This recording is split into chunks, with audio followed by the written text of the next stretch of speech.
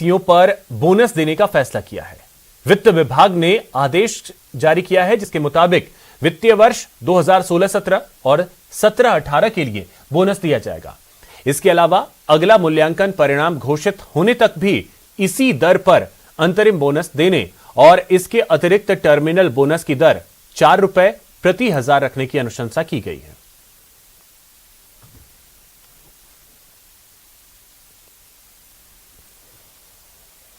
उदयपुर में गत 21 मई को सामने आए राजकीय पशु ऊंट की हत्या के मामले में पुलिस ने 4 आरोपियों को गिरफ्तार किया।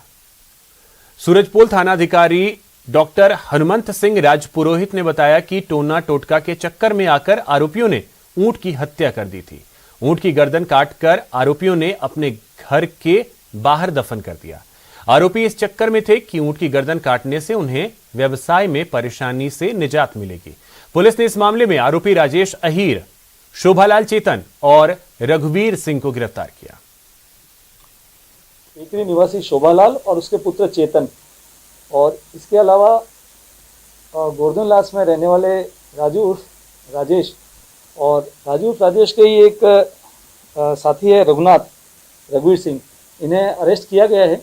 शोभालाल और उसके बेटे की भूमिका ये सामने आई है कि शोभालाल एमएलएसयू आर्ट्स कॉलेज से 4th क्लास से रिटायर्ड हुआ और उसके बाद में वहीं घर पर ही रहकर 3-4 साल से टेकरी पर ही चाय का ठेला लगाता है।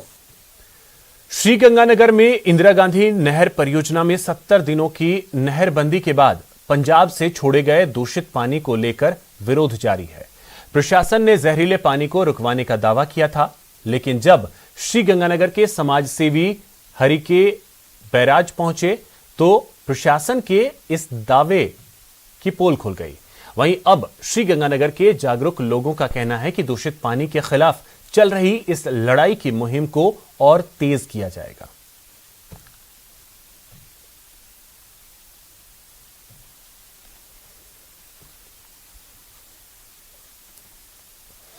अब बात कोटपुतली में चले एक रेस्क्यू ऑपरेशन की, जिसके बाद प्रशासन और ग्रामीणों ने राहत की सांस ली।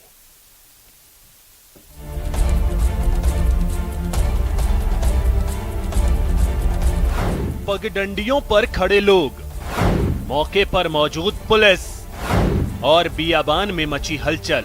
तस्वीरें कोटपुतली से आई हैं। सुबह 6 बजे एक महिला अपने बच्चे के साथ सूखे कुएं में कूद गई, जिसे देख राहगीर सख्ते में आ गए। आनन फानन में गांव वालों को खबर दी गई।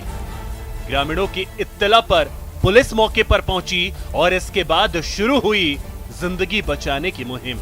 मौत के आगोश से जीवन को वापस लाने के लिए शुरू की गई कवायद की कहानी तस्वीरें बयां कर रही हैं। पुलिस ने सबसे पहले तमाशबीनों को मौके से दूर हटाया और पूरे इलाके को अपने कब्जे में लिया।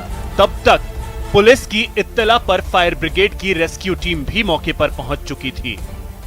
इसके बाद पुलिस और दमकल की टीम ने बचाव अभियान शुरू किया।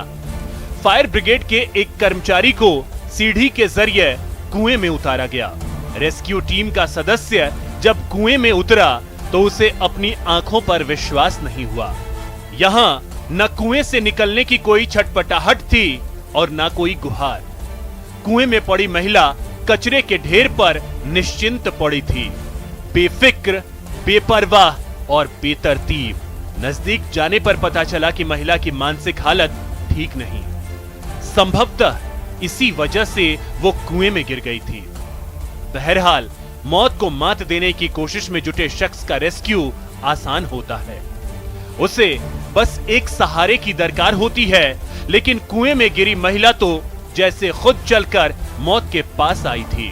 कुछ देर की माथापच्ची के बाद महिला और उसके बच्चे के रेस्क्यू के लिए एक छोटी चारपाई कुएं में डाली गई। तरकीब काम आई और घंटे भर की कवायद के बाद महिला और उसके बच्चे का रेस्क्यू कर लिया गया, जिसके बाद बचाव दल और ग्रामीणों ने राहत की सांस ली। न्यूज़ 18 राजस्थान के लिए कोटपुतली से हीरालाल की रिपोर्ट। कोरोना की जानलेवा लहर के बीच लॉक हुआ परिवहन निगम अनलॉक होने वाला है। कल से सफर कीजिए, लेकिन सावधानी से।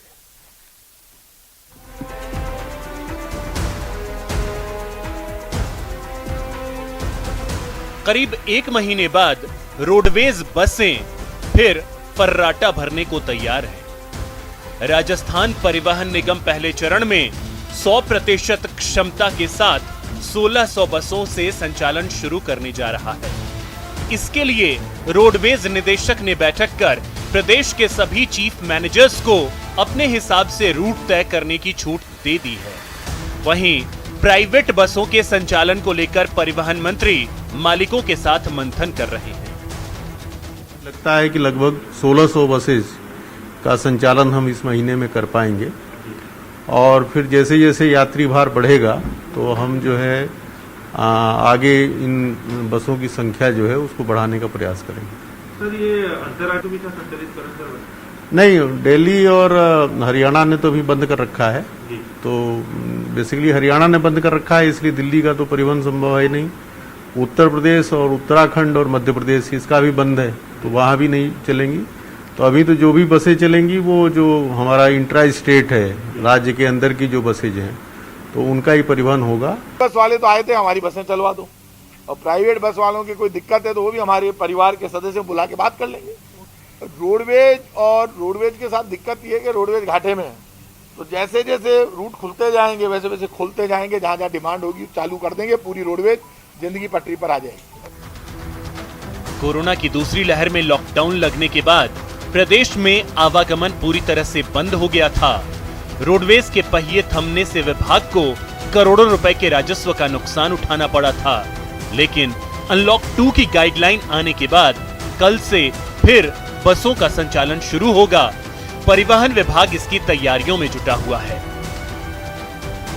ये राजस्थान रोडवेज का बेड़ा आप देख सकते हैं जो पिछले 1 महीने से इसी तरह से यहाँ पर पार्क है, लेकिन अब कल सुबह 5 बजे से कोरोना गाइडलाइन की पालना करते हुए एक बार फिर से राजस्थान रोडवेज अपनी बसों का संचालन शुरू करने जा रहा है। इसके तहत सभी बसों को जो सैनिटाइज करने का काम है वो यहाँ पर शुरू कर दिया गया है।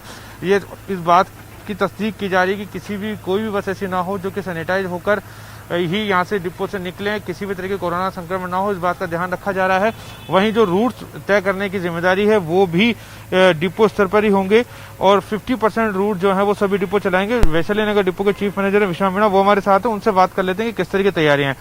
सर, कल से संचालन आप लोग शुरू करने जा रहे हैं, वैशाली नगर डिपो की अगर बात करें तो कितने रूट्स आप लोग संचालित करेंगे और क्या तैयारियां हैं? वैशाली नगर में लॉकडाउन से पहले 96 शेड्यूल संचालित थे, 42,000 किलोमीटर संचालित थे। कल से 10 तारीख से एमडी साहब के आदेश अनुसार हम इन गाड़ियों का संचालन कर रहे हैं, जिसमें सबसे पहले हम गाड़ियों की धुलाई कर रहे हैं, सफाई कर रहे हैं, सैनिटाइज कर रहे हैं और उसके बाद में फिर इनको रूट पे भेज रहे हैं। बिल्कुल। दूसरी बात ऐसा है कि जिससे हमारे जो भी कर्मचारी लगेंगे, चालक और परिचालक, उनको सैनिटाइज दे दी जाएगी। दूसरी बात, मास्क के लिए पाबंद कर दिया है और जो भी यात्री गाड़ी में सफ़र करेगा वो मास्क लगा के ही सफ़र करेगा। बिल्कुल। तो देखिए पूरे प्रदेश में इसी तरह से जो है डिपो स्तर पर तैयारियां कर दी गई है और अब 1600 गाड़ियां कल से प्रदेश में चलती हुई नजर आएगी। तस्वीरें ये साफ है कि राजस्थान रोडवेज का संचालन हमेशा से कोरोना काल के, अगर पहले काल की बात करें तो तब भी संक्रमण मुक्त था और इस बार भी ये कोशिश की जा रही है कि जो कोरोना की दूसरी लहर के बाद जो संचालन शुरू हो रहा है वो भी पूरी तरह से संक्रमण मुक्त रहे। कैमरा पर्सन अविनाश के साथ सचिन कुमार, न्यूज 18 जयपुर। अब बात वैक्सीन सेंटर पर फैली अव्यवस्था की। 7 दिन के इंतजार के बाद अजमेर में 18+ वालों को वैक्सीन लगनी शुरू हुई, लेकिन यहां फैली अव्यवस्था ने युवाओं के जोश को ठंडा कर दिया। देखिए रिपोर्ट। 7 दिन बाद फिर वही अव्यवस्था। वैक्सीन सेंटर पर बीमार सिस्टम। गांधी हॉस्पिटल में स्लॉट बुक किया गया था 9 से 11 का, उसके अंदर यहाँ पे कोई लाइन नहीं है, बाहर तक लाइन है, सारे लोग परेशान हो रहे हैं यहाँ पर कब से। न यहाँ पर कोई मैनेज करने वाला है, मैनेज करने वाले तरीके से बात नहीं कर रहे हैं, बोलते हैं फैसिलिटी नहीं है, गवर्नमेंट ने दिया नहीं है, जो है यहाँ पर सब पेशेंट को वैक्सीन लगा के ऐसे भगाया जा रहा है। ये है वैक्सीन सेंटर पर अपनी बारी का इंतजार कर रहे एक युवा का गुस्सा। अपने दफ्तर से छुट्टी लेकर वैक्सीन लगाने पहुंची, स्लॉट भी बुक करवाया। 9 बजे से 11 बजे का स्लॉट मिला, लेकिन अव्यवस्था ऐसी कि किसी को भी वापस जाने को मजबूर कर दे। लिखा हुआ है आधे घंटे के लिए आपको बैठना है, लेकिन यहाँ पर कोई बैठाया नहीं जा रहा है, कुछ फैसिलिटी नहीं है, कुछ नहीं है, ना का यहाँ पे स्टाफ को बात करना आ रहा है। उसके बाद 9 से 11 का स्लॉट बुक नहीं है तो बोलते 2 बजे आ जाना, 2 बजे बैठ जाना है यहाँ पर। जी हां, वैक्सीन लेने आए किसी एक शख्स की यह मुश्किल नहीं है। अजमेर के कस्तूरबा डिस्पेंसरी पर वैक्सीन लेने पहुंचे लगभग सभी लोगों की यही मुश्किल है। टीकाकरण के समुचित प्रबंधन के अभाव में युवाओं की कतार इतनी लंबी हो गई कि डिस्पेंसरी के बाहर मुख्य सड़क तक लोग अपनी बारी का इंतजार करते नजर आए। लेकिन सुनिए वैक्सीन सेंटर के प्रभारी का तर्क। जैसे इनके स्लॉट बुक रहते हैं 9 से 11 का, 12 से इतने का, ये जो भी टाइमिंग होता है उसमें तो पर्सन आ नहीं पाता। और जैसे अभी 9 से 11 का है, कोई बंदा 11 बजे आकर के बोलेगा कि हमारे वैक्सीन का 9 से 11 बजे का है, तो वो तुरंत नहीं हो पाएगा ना। पर वो हम लाइन लगवाते हैं यहाँ पे और रजिस्ट्रेशन करवाते हैं, उस पर डिपेंड करता है। पर पब्लिक ये चीज़ समझ नहीं पा रही। अब आप इस भीड़ को देखें। हो सकता है कि कुछ लोग अपने स्लॉट के वक्त नहीं आए हों, लेकिन क्या इतनी भीड़ में किसी को भी टीका नहीं लगाया जा सकता था? अजमेर में पिछले 7 दिन से 18 प्लस के युवाओं का टीकाकरण रुका हुआ था और जब वैक्सीन आई तो एकाएक उमड़ी भीड़ ने सभी बंदोबस्तों को धता बता दिया।